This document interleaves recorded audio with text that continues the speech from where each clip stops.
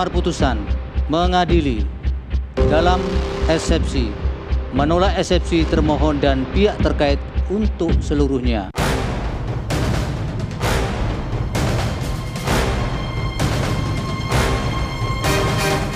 Mahkamah Konstitusi memutuskan menolak permohonan gugatan sengketa Pilpres yang diajukan paslon nomor urut 1, Anies Mohaimin. Mahkamah menilai permohonan Anies Mohaimin tidak beralasan menurut hukum untuk seluruhnya. Begitu juga dengan gugatan yang diajukan paslon nomor urut 3, Ganjar Mahfud. Mahkamah Konstitusi juga memutuskan menolak permohonan gugatan sengketa Pilpres secara keseluruhan. Meski MK menolak permohonan sengketa hasil Pilpres 2024, 3 hakim MK membacakan dissenting opinion atau perbedaan pendapat. Dalam dissenting opinionnya, Hakim Saldi Isra menyoroti tentang adanya PJ daerah yang bersikap tidak netral dalam Pilpres 2024. Hakim Eni Nurbaningsih dalam dissenting opinionnya meyakini adanya ketidaknetralan pejabat di balik pemberian bansos. Sementara Hakim Arief Hidayat menyoroti tentang pentingnya pelaksanaan rule of ethics agar penyimpangan etika dalam penyelenggaraan negara tidak lagi terjadi.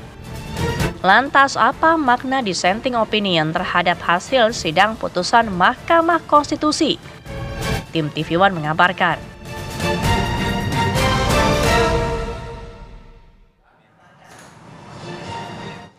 Ya, segera saja kita bergerak sprint cepat maraton. Waduh. Lari langsung ya. Iya, enggak, soalnya pagi-pagi sudah ada yang menggoda saya dengan sepatu larinya gitu. Jadi agak kita nggak fokus ini. Selamat pagi kepada para jubir. Waduh, yang sudah hadir di tengah-tengah kita. Ada Bang Daniel Azhar Simanjuntak. Selamat pagi, assalamualaikum. Selamat pagi. Dan juga ada Bang Mustafa Nahrawardaya. Selamat pagi. Biasanya nomor 1 dulu disebut. Jadi ya udah, kan udah berakhir ini. Kan tidak ada lagi perselisihan. Belum mulai nih pertanyaan. Bang Anin, saya ngenalin narasumber aja dissenting opinionnya langsung masuk loh. Iya kan? Narasumber lainnya juga sudah bergabung. Yang kalah itu suka sensitif. Oh gitu. Tapi yang menang jangan terlalu jumawa juga dong. Makanya kita harus mahfum saja. Oh, oke, baik. Dan juga ada analis politik dari Foxpol Research and Consulting, ada Bang Pangi Syarwi Caniago. Selamat pagi. Selamat pagi, assalamualaikum Bang Pangi. Bang Arif Fadil, Mbak Kamarati, Bang Daniel, Bang Mustafa. Baik. Ya, Oke, baik. sambil juga menunggu Bang Andreas Hugo Pareira ya, Untuk bergabung bersama kami senior ya, PDI PDIP. Perjuangan yang akan juga bergabung. Baik, kita akan ke 01 dulu deh. Oke. Tadi kan karena pas disapa 02, oh langsung ini nih, mulai panas nih ya. Membaca putusan MK kemarin dari sisi Amin seperti apa, karena juga ada dissenting opinion dari 3 hakim Mahkamah Konstitusi. Maknanya seperti apa kalau dibaca? Ya, itu prosedur mereka MK dalam pembacaan putusan ya.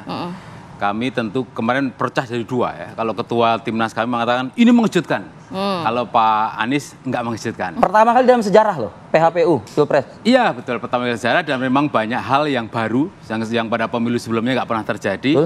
Dan majelis hakim pun posisinya ya, formasinya ini juga terbalik-balik. Semula kita berharap Pak Ketua MK yang hari ini dulu istilahnya dissenting opinion tentang Gibran. Ternyata kemarin tidak. Tidak. Sekarang 3 profesor, tiga-tiganya profesor dissenting opinion. Ada yang mengatakan dissenting opinion. Tapi saya janganlah, itu sudah selesai. Tapi mengejutkannya apa? Elemen of surprise-nya apa?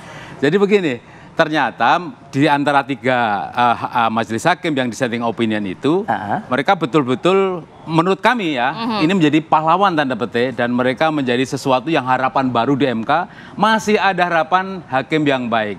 Tapi memang berbeda dengan misalkan Mahkamah Agung, Kejaksaan Agung, belum ada di MK itu semacam Baharudin Lopa, semacam siapa lagi? Artijo Alkostar, belum ada. Karena apa? Itu tadi berubah-ubah, tidak ada idealisme. Berubah-ubah. Yang dulu tidak pro terhadap Gibran waktu mendaftar sekarang menjadi pro. Ya. Ya, kalau Pak Arief saya masih konsisten sejak dulu. Tapi emang dua-dua yang lain, Pak Arief mau Pak Bu Eni, dan juga Pak Said. Profesor Said Isra itu kita juga hafal. Artinya kemarin di setting itu rekam jejak background gitu ya. Iya, kita pelajari dari awal lah. Iya. Tapi ini, tadi ada plesetannya tapi jangan sampai apa nanti tuh? udah kita puji-puji itu. ternyata di setting nanti pada waktu pemilu berikutnya berubah juga. Maksudnya itu. Jadi kita hargai, kita apresiasi yang baik terhadap 3 hakim konstitusi yang profesor itu yang dissenting opinion, tapi jangan sampai kemudian nanti idealisme itu hilang pada pemilu berikutnya. Begini. Karena juga ada pelajaran baik. Ini pertanyaan menarik yang juga akan saya ajukan juga ke Bang Anin juga ya, Bang Nahra.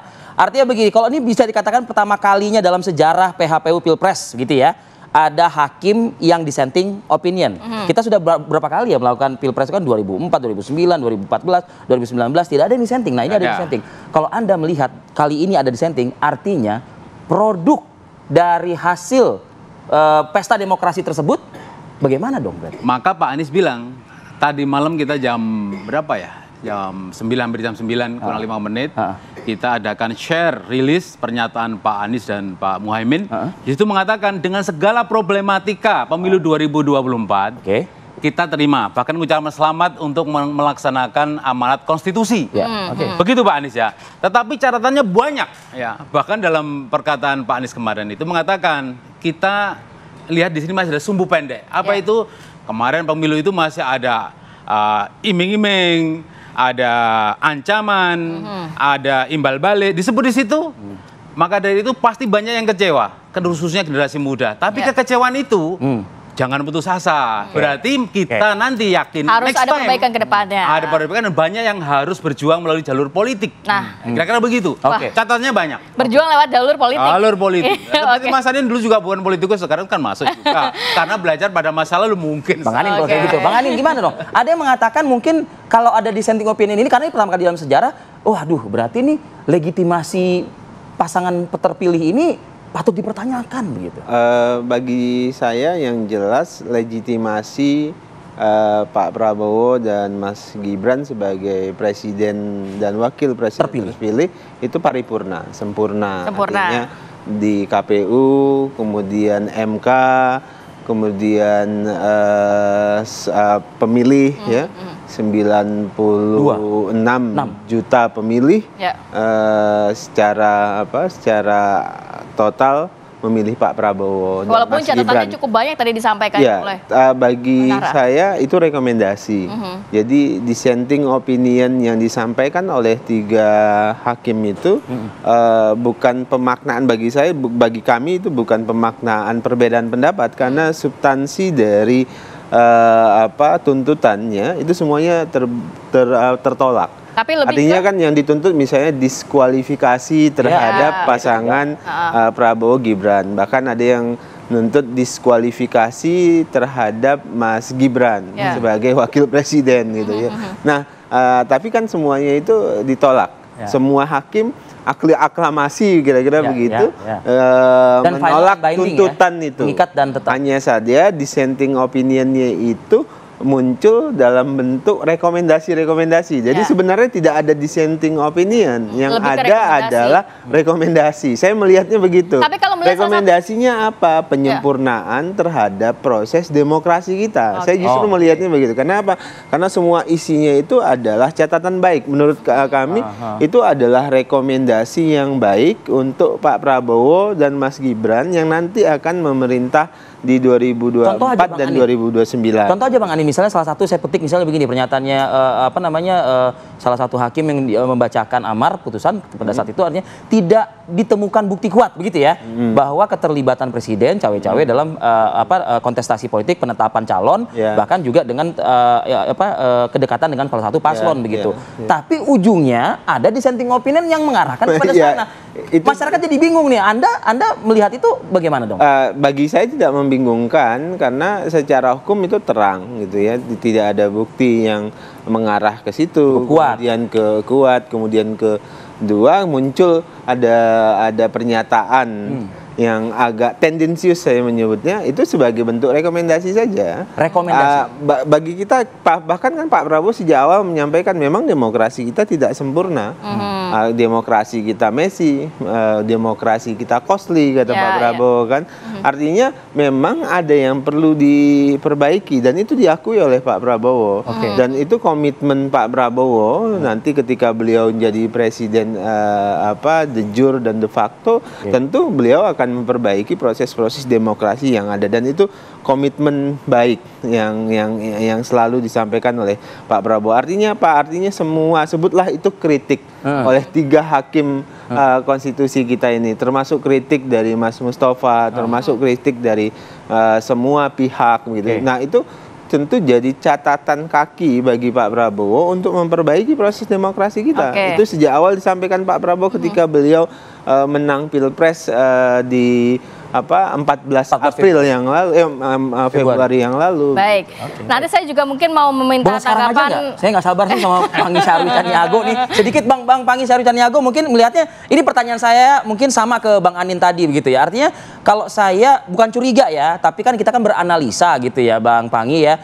Ini 3 hakim ini apakah ada preferensi politik jangan-jangan dengan narasi di dissenting opinion tersebut? Ya sebenarnya Bang Arif Fadil, kalau kita menyebut namanya Prof. Saldi ya, kemudian beberapa nama yang 3 ini kan Pak Hidayat ya, itu kan kita paham juga preferensi politiknya bagi masyarakat dan kita secara pengamat juga mengerti gitu posisi mereka masing-masing, termasuk bicara arus Pak Asrul Sani juga paham kita kenapa beliau bisa jadi ketua MK gitu. Jadi nggak perlu diterangkan lah gitu. Artinya preferensi politik mereka tetap ada. MK itu kan juga bagaimanapun kan ada 3 dari presiden, 3 dari kejaksaan dan 3 yang dari DPR kan itu kan preferensi politik. Jadi bukan itu ruang kosong gitu. Jadi artinya tentu mereka akan bekerja sesuai dengan kepentingan agenda. Tetapi yang penting adalah agendanya sebenarnya kan adalah untuk mencari tempat rasa keadilan. Itu kan agenda yang jauh lebih penting gitu. Nah, makanya memang ketika DPR saja hak angket aja tidak sanggup ya, waktu itu kita berpikir ini kan individu gitu, lembaga DPR sekelas DPR saja tidak berani untuk melakukan hak angket, apalagi kita mengatakan MK akan berani melakukan kejutan. Makanya dari awal 1 bulan 2 bulan yang lalu saya udah mengatakan nggak akan ada kejutan dan ini akan daya kejutnya nggak ada. Nah tapi yang menjadi kegembiraan publik ya, bahwa ini istana sudah mengatakan pemilu sudah selesai, kita harus bersatu, itu iya. Kemudian hasil pemilu sudah diterima oleh calon presiden, mereka mengucapkan selamat, iya. Tapi misalnya ada rekomendasi, ada 3 dissenting opinion untuk misalnya Prof. Saldi untuk meminta pemilu ulang di beberapa daerah. Kemudian ada juga yang mengagetkan sebaliknya asumsinya bahwa nepotisme, bahwa pencalonan Gibran tidak ada nepotisme. Jokowi itu kan juga menarik. Baru hari ini kita kaget juga kok nggak ada nepotismenya nih. Padahal hubungan darahnya jelas kan kaki ke atas, kanan ke bawah, ke kiri gitu. Tapi bagi MK itulah keputusannya bahwa pencalonan Gibran tidak ada terkait dengan nepotisme Pak Jokowi gitu. Dan juga soal bansos tidak ada abuse of power misalnya. Nah itu termasuk PJ daerah. Itu juga menarik. PJ daerah kemudian dari awal saya udah curiga juga, tapi ini baik mungkin ya untuk diingatkan bahwa di mana di dunia ini tidak ada PJ daerah yang bisa 6 bulan diperpanjang sampai bertahun-tahun PJ daerah. Nah pertanyaan saya kemudian diserentakkan pemilu waktu itu, untuk apa PJ daerah diperpanjang? Karena baru paham saya bahwa ada sumber kekuasaan yang dipilih oleh gubernur, oleh presiden gitu kan, oleh menteri dalam negeri. Dan PJ daerah ini dianggap oleh Prof. Saldi ternyata ketemu oleh berapa tadi dissenting opinion oleh 3 hakim MK bahwa dianggap PJ daerah tidak netral. Ya bagaimana mau netral? Karena dia pilih sumber kekuasaan legitimasi dan bukan dari rakyat. Karena sumber kekuasaannya dia akan tunduk kepada yang memberikan kekuasaan. Itu clear. Nggak mungkin dong saya jadi kepala daerah nggak pasang baliho, nggak survei, nggak ngeluarin logistik. Tiba-tiba saya jadi kepala daerah misalnya. Jadi itu wajar saja. Jadi artinya di satu sisi ini ada 2 hal yang menyenangkan. Menyenangkan kubu yang ada di dissenting opinion 3, itu menyenangkan 01 dan 03. Dan ada juga yang menyenangkan ya 02, artinya mereka bersyukur karena ditolak ya secara istilahnya permohonan itu ditolak secara keseluruhan. Semua dalil-dalil tuduhan yang disampaikan oleh pemohon itu ditolak secara keseluruhan. Jadi artinya MK sudah mengambil jalan untuk membahagiakan itu semua gitu. Sudah mengambil jalan untuk membahagiakan itu semua. Oke. Baik, nanti juga kita akan gitu ya. Nanti kita juga akan mendengar pendapat dari Bang Andreas mana nih? Terkait dissenting opinion dan juga nantinya menakar dari arah politik setelah putusan juga penting. MK seperti apa ya? Kita akan bahas lengkap saat lagi, tetap bersama kami.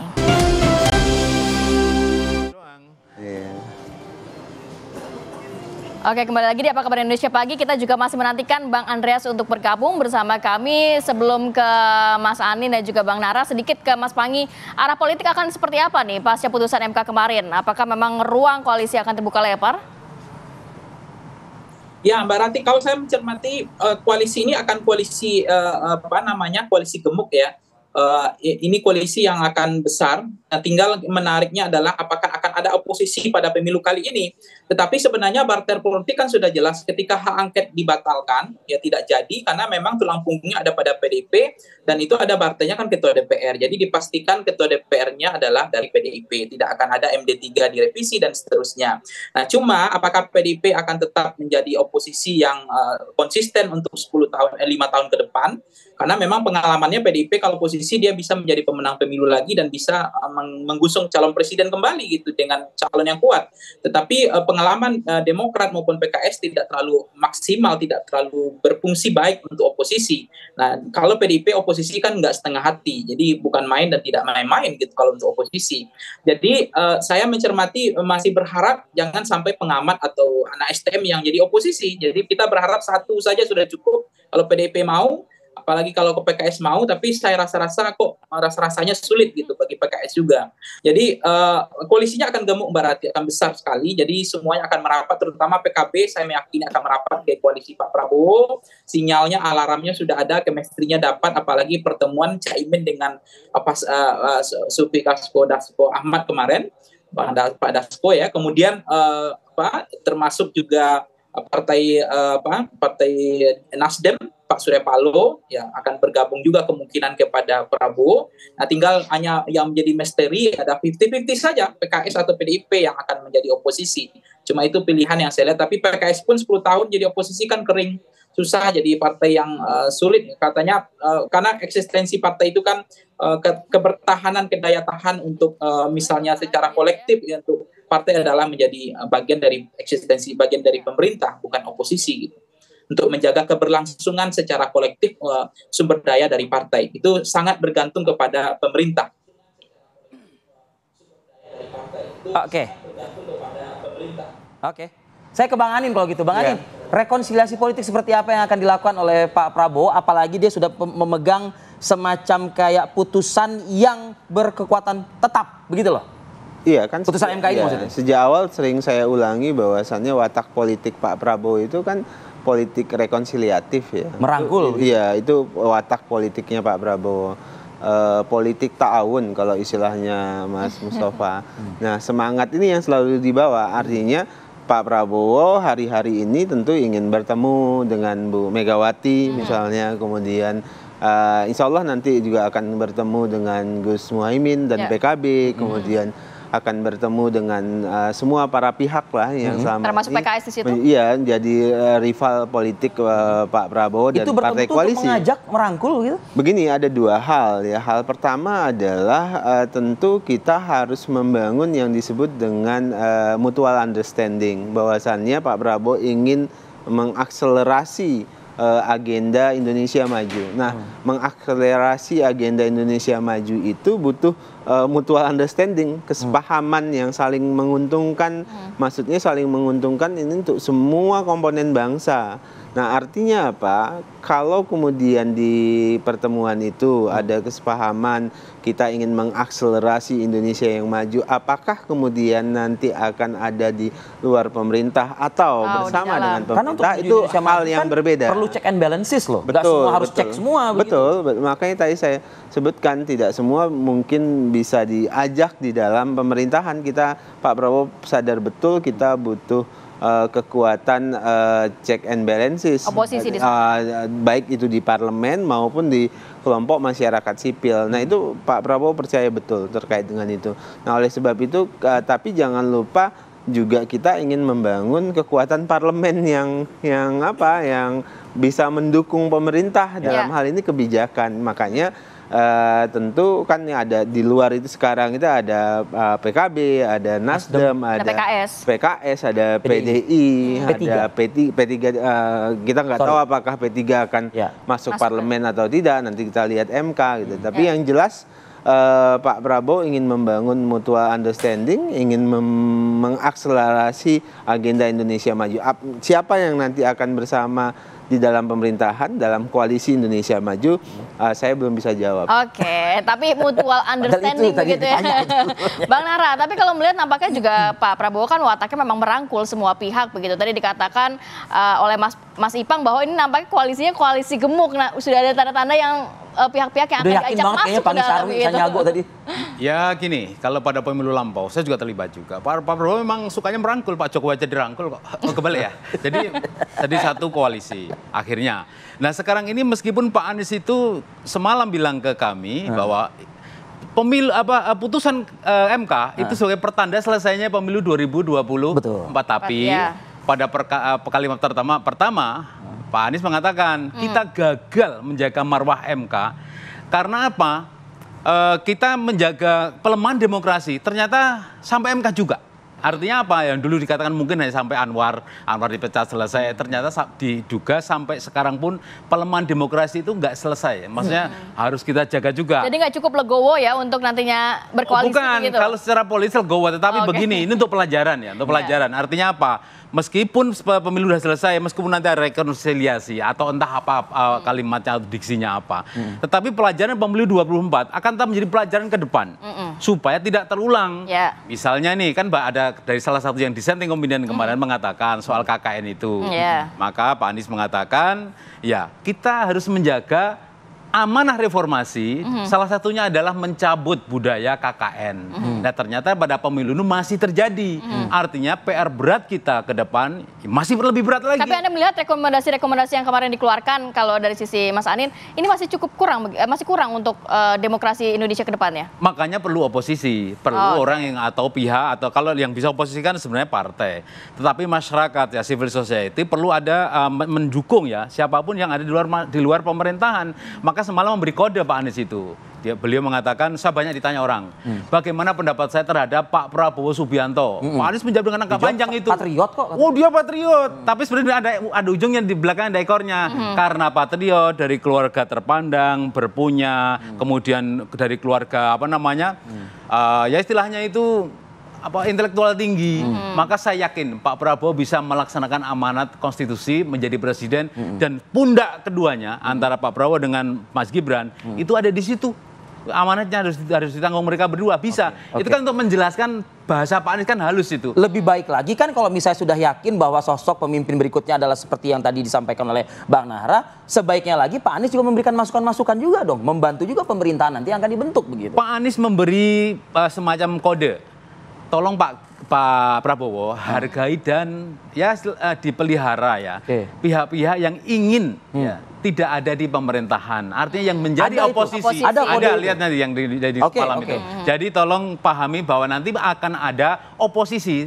Tolong itu dihargai dan dihormati dan seterusnya. Artinya itu kode. Entah itu pendukungnya Pak Anies yang nanti mungkin atau Pak Anies sendiri yang akan bergerak. Dan itu sudah pasti kami akan tetap di jalur perubahan bersama Pak Muhaimin. Nah itu akan mengganggu merongrong pemerintahan yang akan dibentuk oleh Pak Prabowo nggak kira-kira Bang Anies? Pak Prabowo tidak melihat hal setragis itu gitu. Jadi yang jelas Pak Prabowo melihat ya komitmen Pak Prabowo merawat demokrasi itu adalah harga mati begitu. Kemudian kedua Pak Prabowo percaya betul bahwasannya demokrasi kita ini punya keunikan dibandingkan dengan demokrasi di negara lain. Nah, keunikan itu salah satu wataknya adalah gotong royong. Nah, makanya tadi saya sebutkan kita perlu membangun mutual understanding, konsensus begitu.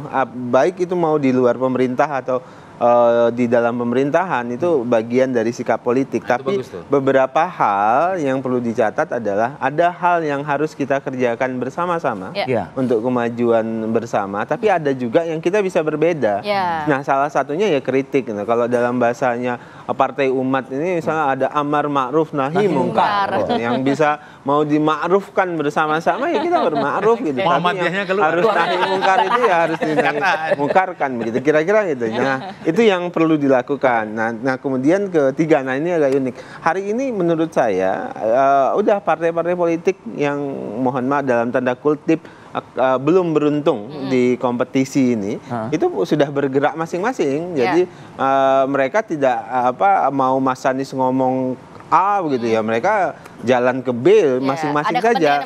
Pun demikian dengan Mas Ganjar. Jadi kalau sekarang mau mendengarkan arah dan gerak politik, dengarlah Muhaimin Iskandar, dengarlah Surya Paloh, dengarlah Megawati, dengarlah siapa lagi dan lain-lain. Jangan dengar Anies Baswedan. Ya, maksud saya arah politik sekarang itu Mas Anies tidak bisa menentukan arah politik sekarang karena itu tadi tidak punya gerbong partai politik. Nah, apa yang ingin saya ingatkan? Inilah pentingnya para politisi harus jadi satria. Satria itu ada kalau Anda mau bertarung, masuklah partai politik. Jadi jangan berjubah. Jadi banyak orang sekarang tapi itu berjubah. Civil society kan boleh-boleh saja. Iya, itu sah dan harus. Saya kan mendukung full. Cuman ini kebebasan berekspresi kira-kira nanti di pemerintahan berikut. Wah, Pak Prabowo memberikan ruang luar biasa. Itu tapi saya catatan penting ini para politisi, karena politisi ada yang berpartai, ada yang enggak. Jadi baiknya politisi itu berpartai. Jangan berjubah. Ada yang berjubah agama dengan menggunakan ormas, misalnya ada yang berjubah LSM dan sebagainya. Jadi berhenti begitu, nggak sehat. Mustafa lebih keren dia masuk partai politik. Baik, menarik sekali. Ini Bang Andreas gimana nih? Kita masih akan menantikan ya, apakah memang Bang Andreas bisa bergabung bersama kami, dan kita juga akan mendengarkan komentar dari Mas Ipang seperti apa. Saat lagi tetap bersama kami di Apa Kabar Indonesia Pagi. Epeng do mengatur negara on, kata orang Batak. Uang. Ya, sampai dengan dialog pagi hari ini kita terus mengundang Bang Andreas dari PDIP untuk bergabung. Nampaknya ada sudah ada konfirmasi tadi malam sih oke begitu ya melalui sambungan Zoom gitu. Tapi pagi ini kita kesulitan menghubungi yang bersangkutan ya. Oke, saya mau ke Mas Ipang. Mas Ipang tadi mendengarkan pernyataan Mas Anin dan juga Bang Nahra. Ini kalau dari sisi Mas Ipang melihatnya seperti apa? Dan sudahkah juga ada tanda-tandanya Anda melihat mungkin beberapa pihak yang juga sudah mulai akan masuk nantinya atau mendekati dari kubu 02 untuk masuk ke dalam pemerintahan? Ya, kalau kode-kodenya Mbak Rati ada ya, seperti pertemuan Pak Dasko dengan misalnya Caimin kemarin, kemudian Pak Jokowi sumringah dengan Pak Surya Paloh gitu kan. Jadi seolah-olah sudah tuntas untuk ada kode sinyal alarm untuk bergabung ke koalisi Grand Winning Coalition, koalisi yang cukup gemuk dan besar ini. Karena memang apa yang disampaikan tadi oleh Bang Daniel kalau nggak salah, bahwa memang kekuatan mayoritas di parlemen itu butuh karena kita sistem presidensial ala multipartai. Jadi memungkinkan harus membuat koalisi besar setelah presiden kalah, mereka menarik kemudian yang kalah untuk bergabung ke koalisi pemerintah supaya tidak dijegal, supaya programnya berjalan lancar dan mulus, supaya memang kebijakan-kebijakan tidak terkesan dihalang-halangi. Nah, tetapi memang musibah demokrasi adalah kalau misalnya nanti sampai anak STM yang demo, pengamat aktivis yang demo karena nggak ada partai yang kuat untuk oposisi, itu problemnya di situ, itu saja. Gitu. Yang kedua adalah memang Mbak Rati, Bang Arif Adil, kita memang harus menghormati putusan MK ini bahwa apa yang disampaikan Presiden bahwa ini sudah selesai, sudah tuntas untuk bersatu tangan untuk membangun Indonesia maju, itu sepakat. Karena keputusan MK misalnya menolak eksepsi permohonan secara keseluruhan, itu adalah memang kemenangan rakyat gitu, karena memang selisihnya tebal, saya lihat hampir 90 juta kan. Itu artinya, tetapi kemudian rekomendasi soal tadi PJ, kemudian nepotisme yang dianggap bukan nepotisme bagi MK, itu juga perlu diperhatikan. Tidak bisa juga sebagai angin lalu gitu, termasuk MK tidak menemukan korelasi antara bansos dengan terkait pemenangan Prabowo Gibran. Ini juga perlu saya untuk berpikir waras, common sense, apakah betul tidak seperti itu gitu.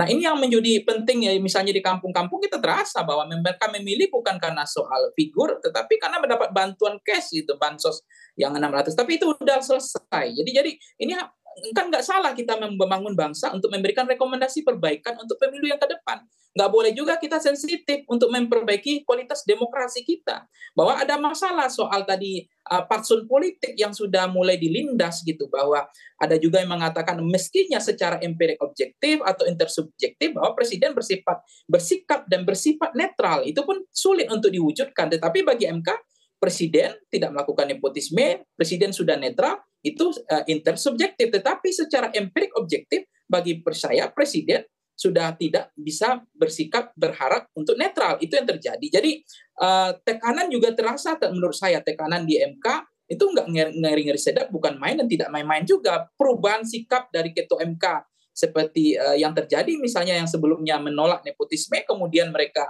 mengatakan bahwa itu bukan nepotismenya, yang disampaikan oleh Bang Nara tadi, perubahan sikap dari ketua MK, apa yang terjadi? Nah itu tadi, Prof. Saldi sudah memberikan kode, jangan jadikan MK sebagai keranjang sampah. Artinya apa? DPR yang harusnya bertanggung jawab untuk proses pemilu, untuk menggunakan hak angket pun yang menempel seperti hak angket yang menempel pada DPR, itu pun tidak berhasil. Nah, jangan kemudian ini dilempar ke MK gitu, DPR aja nggak berhasil gitu untuk melakukan hak yang harus dimiliki oleh DPR. Nah, itu kode keras dari Prof. Saldi sebetulnya. Nah, jadi sebenarnya kita hari ini ada 3 hakim yang melakukan apa istilahnya dissenting opinion, itu menurut saya adalah 3 hakim yang berani melawan kekuasaan. Dalam konteks ini melawan Pak Jokowi sebetulnya. Tapi hasil akhirnya kan itu yang dilihat. Bukan hanya soal dissenting opinion 3 hakim ini, tapi hasil akhirnya adalah menolak ya kan eksepsi pemohon secara keseluruhan. Jadi sudah selesai. Jadi ini artinya, tapi kenapa kita nggak mau untuk menerima perbaikan jangan sensitif lah gitu. Ini kan persoalan tadi yang saya katakan tadi harusnya diperbaiki ke depannya supaya ini tidak terjadi gitu. Hal-hal yang seperti ini jangan dianggap sebagai angin lalu, karena kita ingin demokrasi kita baik ke depannya. Kira-kira gitu Mbak Rati, Bang Ari Padil ya. Kita berharap memang ada hal yang ke depannya. Kalau hasil ini saya nggak kaget, karena memang saya mau mengatakan nggak akan ada daya kejut. Tapi ada daya kejutnya cuma sedikit aja. Ada 3 hakim dissenting opinion itu yang misalnya menurut saya itu hanya daya kejut di situ, karena dari pemilu-pemilu setiap namanya istilahnya dissenting opinion ini nggak terjadi gitu. Setiap putusan-putusan ini nggak pernah terjadi dalam amar putusan MK. Sengketa pilpres sebelumnya nggak pernah, jadi semuanya nggak ada yang dissenting opinion. Nah ini ada 3 hakim yang melakukan istilahnya dissenting opinion itu gitu. Jadi 3 hakim yang berani melawan kekuasaan menurut saya.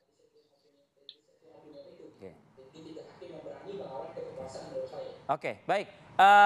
Ini kita baru mendapat kabar bahwa politisi senior PDI Perjuangan Andreas Hugo Parera akhirnya sudah bisa bergabung bersama ya. kami ya. Terima kasih. Sambil menunggu sambungan dengan Bang Andreas, apakah sudah tersambung saat ini dengan Bang Andreas Hugo Parera? Oke, saya ingin ke Bang Pangi lagi menambahkan. Kalau kita simak secara utuh pidato Anies Baswedan dan juga Muhaimin Iskandar ya, mengucapkan selamat, lalu juga menjunjung sosok Prabowo sebagai seorang patriot. Tapi ada catatan tebal di bagian akhir bahwa izinkan dan hormatilah begitu ya, kami yang akan mungkin berada sebagai pihak-pihak yang akan memberikan masukan-masukan, baik itu kritik maupun lain sebagainya kepada pemerintah nantinya. Bang Pangi melihatnya apakah ini akan cukup menjadi hal yang beban begitu ya bagi pemerintahan selanjutnya?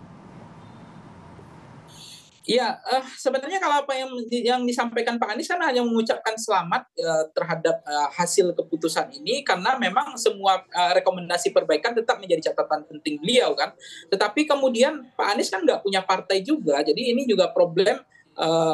Apa yang disampaikan Pak Anies itu adalah mencari jalan tengah ya kali itu. Karena memang bebannya Pak Anies dengan Pak Prabowo kan masih ada. Bagaimanapun Pak Anies nggak bisa melupakan semua kebaikan Pak Prabowo kan. Artinya bahasa itu menurut saya bahasa yang cukup kompromi aja gitu. Jadi kalau kemudian izinkan kami untuk berbeda sikap, pandangan terkait dengan pemerintahan ke depan, itu kan artinya apa yang disampaikan Pak Anies kan akan konsisten menjadi penyambung lidah rakyat, aspirasi rakyat, atau akan menjadi orang yang berbeda dengan pemerintah. Tetapi kita lihat saja apakah betul Pak Anies akan seperti itu. Karena memang ini kan keinginan Pak Anies tetap ingin memastikan jangan sampai ini pemerintahan kita tidak ada vitamin gitu, tidak ada kritik gitu, tidak ada lagi apa yang berbeda dengan pemerintah. Karena itu yang akan merusak kualitas indeks demokrasi kita. Hanya konteks itu sih menurut saya. Makanya rekomendasi perbaikan itu mestinya di MK ini kan dipamerkan kemarin rekomendasi perbaikan untuk hal-hal itu tidak terjadi kembali. Padahal di hak angket justru perbaikan itu akan lebih baik diapungkan masalahnya, tetapi hak angket kan gagal. Jadi MK terbatas, iya, karena saksi juga terbatas, kemudian semuanya tidak mampu mengampukan masalah. Bahkan isu-isu nepotisme dianggap tidak masalah, bansos juga tidak melanggar, termasuk banyak isu-isu PJ dan seterusnya tidak menjadi masalah penting bagi MK. Baik, poinnya sudah kita tangkap Mas Ipang. Ya, oke. Kita juga akan menyapa Bang Andreas Hugo Parierea yang sudah bergabung bersama kami. Selamat pagi, Assalamualaikum. Sehat. Halo, selamat pagi. Aduh, sorry telat. Halo, selamat pagi. Iya, nggak apa-apa. Bang, tapi kita harus jeda dulu sinak ya. Nanti kita akan meminta tanggapan Bang Andreas terkait putusan MK kemarin ya. Seperti apa, sesaat lagi tetap bersama kami.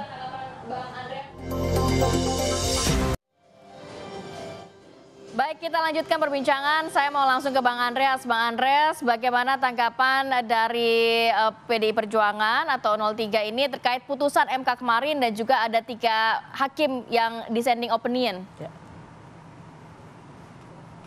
Ya, kemarin sebenarnya malam kami memang dari sore memang kami ada rapat sampai malam.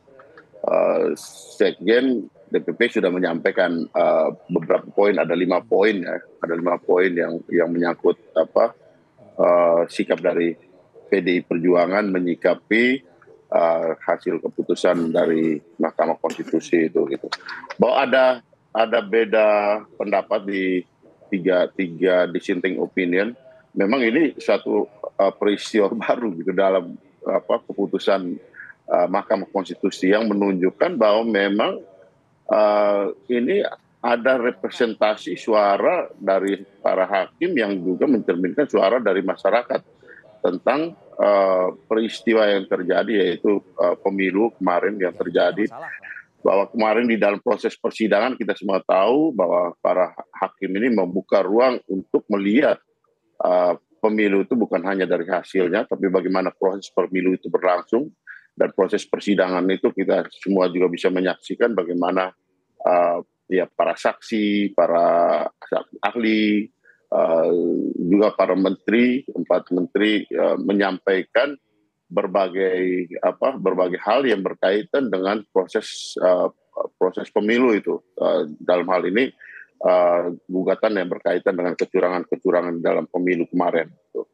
Nah, oleh karena itu dengan keputusan ini ya kami menghormati keputusan yang sudah dibuat oleh MK tentu bahwa ini final and binding. Tapi ini juga mengingatkan kita bahwa peristiwa pemilu kemarin ini jangan sampai kemudian menjebak kita masuk ke dalam soal kepemimpinan yang otoritarian gitu. Nah, ini satu poin yang kemarin disampaikan di dalam rilis yang disampaikan oleh PDI Perjuangan.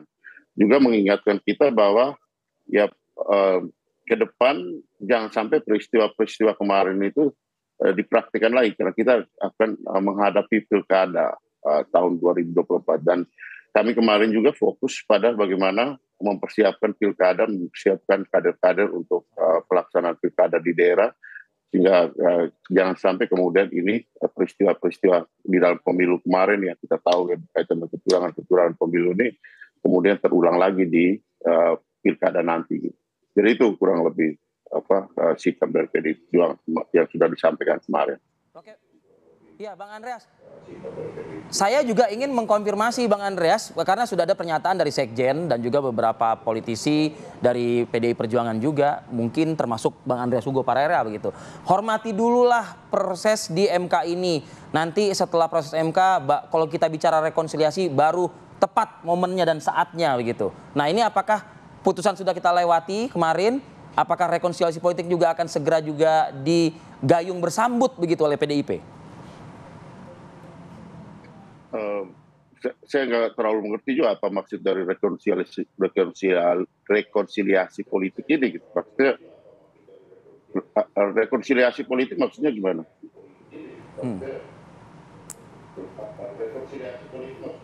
Artinya akankah ada berada di dalam Masuk ataupun ke dalam tetap koalisi. menjadi sebagai oposisi layaknya rival politik pasangan 02 yaitu ya Ganjar dan Mahfud kan berada di luar pemerintahan. Ya nggak tepat istilah rekonsiliasi politik untuk ya ada di dalam atau di luar, karena ya soal di dalam atau di luar itu ya itu adalah bagian dari proses politik yang kita hadapi, kita alami hari ini.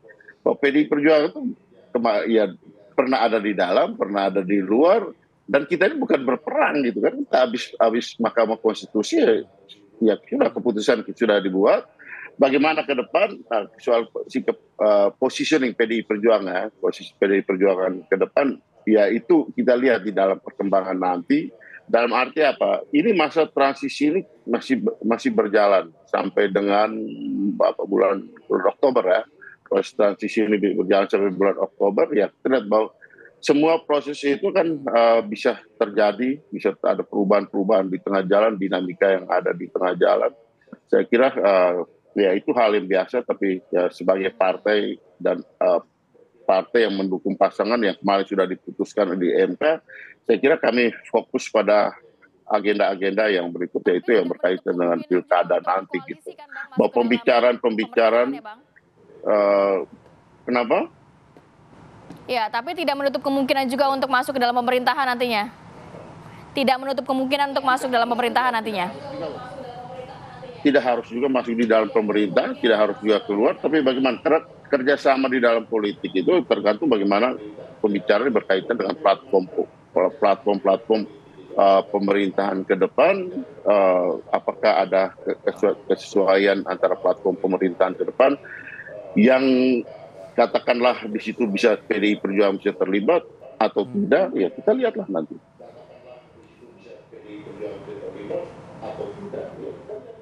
Oke.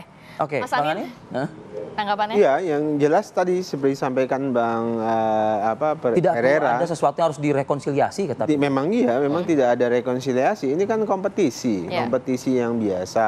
Istilahnya ya fastabiqul khairat lah. Berlomba-lomba dalam kebaikan. Semuanya ingin Indonesia lebih baik. Dua-duanya mulia di dalam atau di luar ya? Iya, di luar dan di dalam ya mulia. Tentu dalam konteks ini tadi saya sebutkan berulang kali bahwa yang ingin dibangun Pak Prabowo itu adalah konsensus mutual understanding. Iya, ini ada yang bisa kita kerjakan bersama-sama dan ini tidak boleh diperdebatkan, misalnya hal-hal yang substansial. Kalau dalam bahasa Mas Mustafa itu hal-hal yang usludiah gitu loh. Yang dasar, yang furu'iyah nggak boleh gitu. Yang furu'iyah ini bisa kita perdebatkan, kita bisa berbeda. Nah, dalam konteks Pak Prabowo misalnya ingin bertemu dengan Bu Megawati, nah itu hal penting. Kenapa? Karena gini, bukan hanya sekedar ingin bertemu dengan Bu Megawati Pak Prabowo. Pak Prabowo sebenarnya ingin berkumpul bersama Bu Megawati dengan Pak SBY. Bertemu sama berkumpul berkumpul bersama Bu Megawati, Pak SBY, Pak Jokowi. Baik, Bang Anin. Kenapa? Karena ada seperti presidensial club begitu. Sehingga nanti kan Pak Prabowo komitmennya adalah meneruskan semua warisan kepemimpinan tidak hanya Pak presiden sebelumnya. Iya, mulai dari Bung Karno sampai dengan Presiden Jokowi. Nah, sekarang yang masih ada dan bisa didengarkan langsung itu adalah Ibu Megawati, Pak SBY, dan nanti ada Pak Jokowi. Dan mereka punya legasi masing-masing. Nah, dan mereka punya keunggulan masing-masing. Nah, ini kita pengen seperti Amerika begitu, presidennya punya tanggung jawab, mantan presiden punya tanggung jawab berperan ketika mereka tidak lagi jadi presiden. Dan Pak Prabowo itu salah satu yang ingin beliau lakukan, ingin menempatkan para mantan presiden itu seperti punya tugas-tugas khusus begitu untuk peran dalam kehidupan berbangsa dan bernegara kita. Bang Andreas, singkat terakhir dari Anda menyambung harapan dari Bang Anin. Ya, saya kira tentu setiap presiden dengan rencana dan platform politik yang ingin dikembangkan ke depan, ya saya kira itu sah dan memang harus seperti itu gitu. Nah, tinggal bagaimana kemudian terjadi pembicaraan di antara partai politik maupun para elit politik itu untuk mewujudkan rencana-rencana tersebut.